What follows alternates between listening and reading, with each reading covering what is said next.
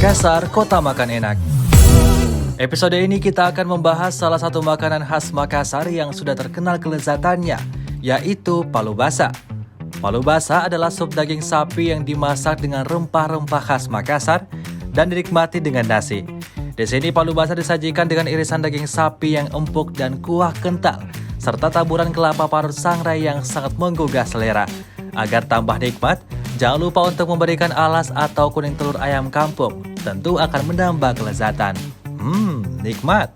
Rasa rempah yang kaya dan gurih sangat terasa di setiap suapannya. Daging sapi yang empuk dan kenyal juga semakin melengkapi kenikmatan makanan ini. Untuk menikmati palu basah ini, kalian bisa langsung ke palu basah serigala, palu basah onta, dan lain-lain. Jadi jangan lewatkan kelezatan palu basah ketika Anda berkunjung ke Makassar. Sampai ketemu di episode selanjutnya di Makassar, kota makan enak.